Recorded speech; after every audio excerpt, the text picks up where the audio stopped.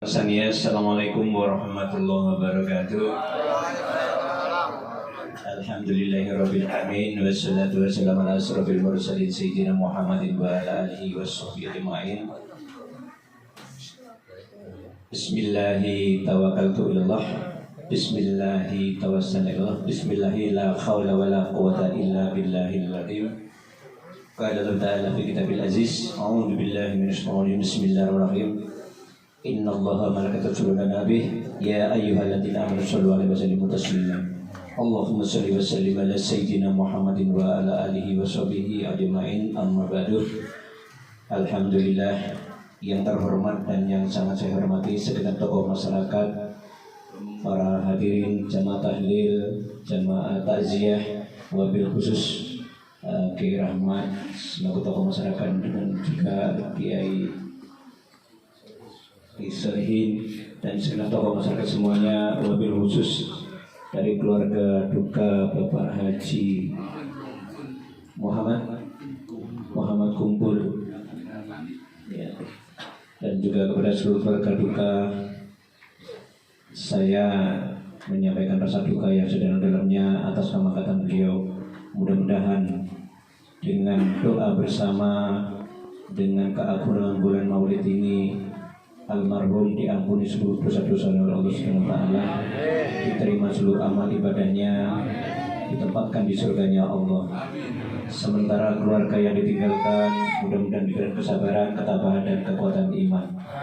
Dan juga semuanya yang hadir di tempat bersimpuh di tempat yang penuh barokah ini, panjenengan hadir di sini tidak sendirian, dikawal oleh malaikat-malaikat Allah. Dan di sini di samping takziah kita iringan doa atas kemangkatan almarhum Bapak Haji Kumpul. Kita di sini juga memperingati hari yang sangat bersejarah, yang mana tadi disampaikan oleh guru kita Kiai Rahmat. Sekarang ini kita masuk di bulan Rabiul Awal, bulan yang penuh dengan keagungan. Jadi sekaligus kita di sini Maulid Nabi singkat saja.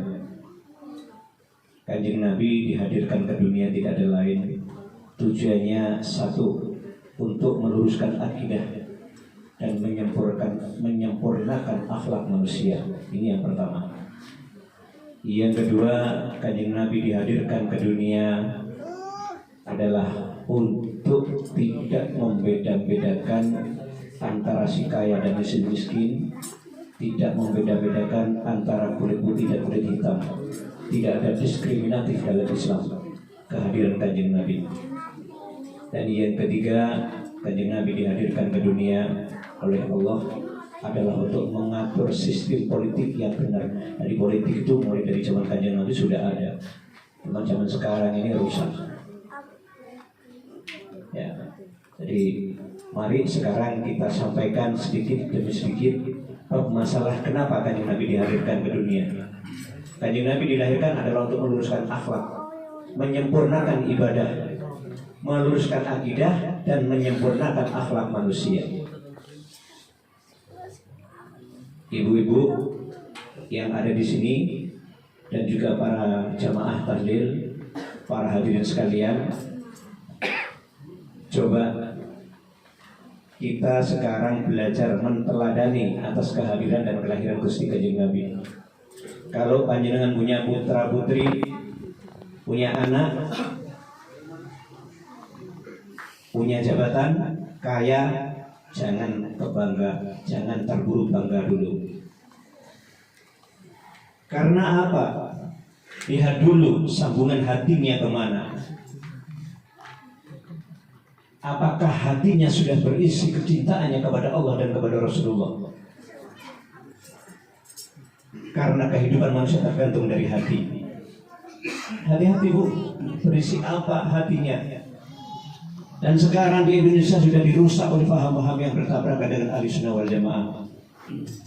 Kalau panjenengan menyalahkan, menempatkan anak yang bukan pada tempatnya untuk di pondok pesantren, ini bahaya bu. Ini masalah akhlak. Kanjeng Nabi mengajarkan akhlak. Nanti kalau panjenengan punya anak dimasukkan di satu pondok pesantren, untuk belajar di situ faham-faham yang bertabrakan dengan ahli sunnah wal jamaah, maka panjenengan sendiri nanti yang akan tersiksa, akan terjadi yang namanya musuh dalam selimut. Dan ini banyak kejadian. Makanya dengan adanya ini di sini ada Kiai Rahmat, ada alin-alin ahli sunnah wal jamaah, hati-hati Bu. Ya, hati-hati. Ini masalah akhlak. Hanya di ahli sunnah wal jamaah ini ada tata kerama. Seandainya putra-putri kita masuk di golongan orang-orang yang seperti itu, maka seperti ini haram hukumnya. Haram hukumnya. Memperingati Maulid Nabi haram, mendoakan orang yang sudah meninggal haram. Ya, hati-hati. Kita yang susah, kita nanti tidak akan ada aset kita untuk masa depan di akhirat. Yang akan mendoakan kita siapa? Padahal sudah jelas dalam surah hadis qudsi, ada seseorang yang disiksa oleh malaikat di alam kubur. Ketika disiksa, kemudian malaikat tidak bisa meneruskan siksaannya ini. Maka bertanya si mayat tadi kepada malaikat, "Ya malaikat, lima taqifu min darbi? Kenapa tidak engkau siksa aku? Ayo siksa aku. Apa jawab malaikat? Ya wahai jenazah, wahai si fulan, bagaimana aku akan menyiksa kamu? Kaifa hadribu wa waladuk istaghfarullah.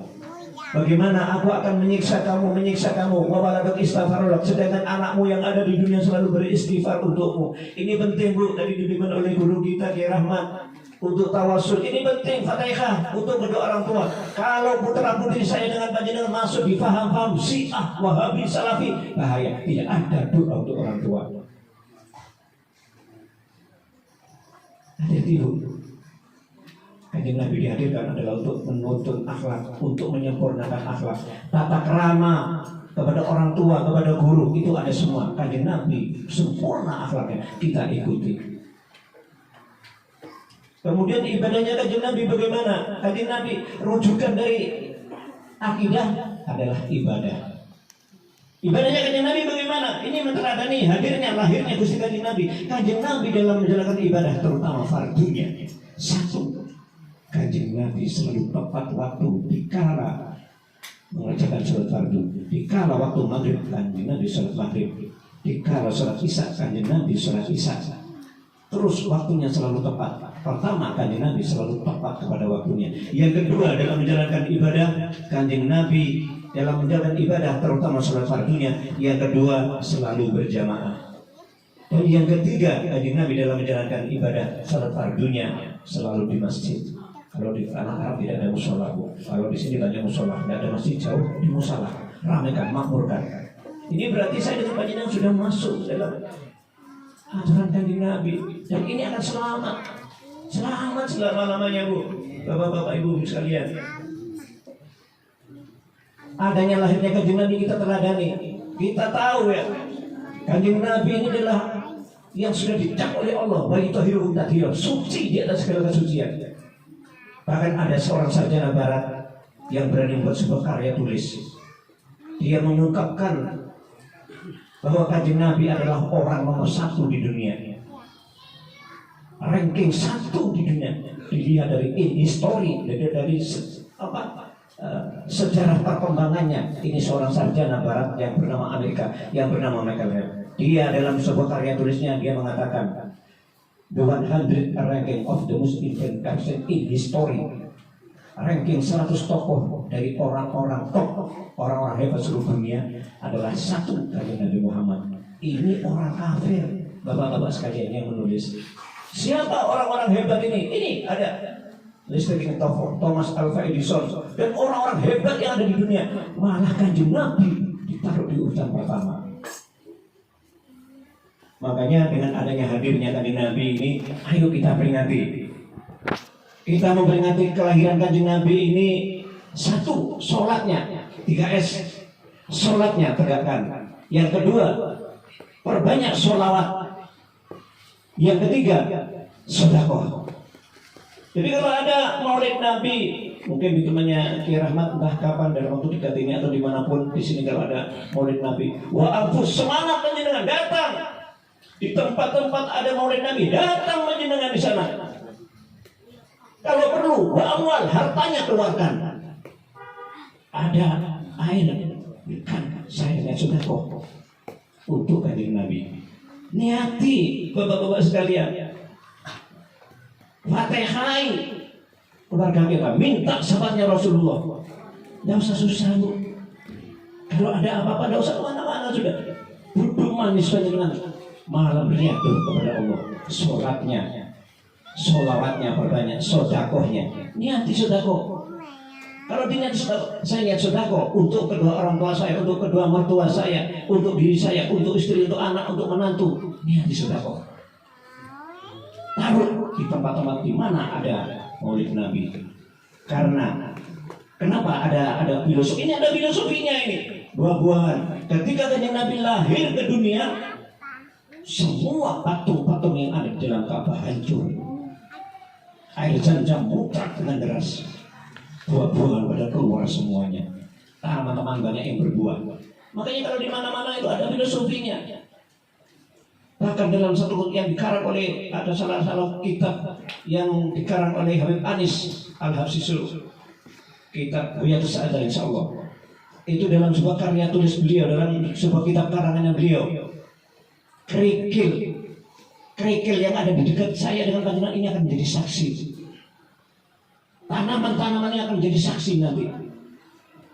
Makanya dengan adanya seperti ini, ayo kita makmurkan agama Allah dengan kita sholatnya menteladani kelahiran kanjeng Nabi. Sholatnya jangan sampai teredor, terutama anak-anak kita. Perbanyak sholawat, perbanyak sedekah. Jangan hanya di bulan Maulid. Saya di mana-mana sholawat. Kalau perlu dalam hati, kemana-mana sholawat. Dalam sebuah hadis qudsi, Allah bertemu langsung dengan Rasulullah. Ya Muhammad, liman samawati wal ard. Untuk siapa aku menciptakan langit dan bumi? Apa kata Rasulullah? Laka ya Rabb. Panjenengannya. Untuk panjenengan ya Allah. Allah bertanya lagi kepada Nabi Muhammad, ya Muhammad, limanil jannah wan nar. Aku menciptakan surga dan neraka untuk siapa? Kanjeng Nabi menjawab, laka ya Rabb. Ya Muhammad, liman anta. Aku menciptakan engkau Muhammad untuk siapa? Kanjeng Nabi menjawab, wallahu a'lam. Panjenengan yang paling tahu. Hai Muhammad, ketahui ya, aku menciptakan langit dan bumi. Aku menciptakan surga dan neraka. Aku menciptakan engkau Muhammad. Adanya engkau dan aku Muhammad adalah untuk orang-orang yang mau bersolawat kepadamu. Ini hadis qudsi itu, bapak-bapak sekalian.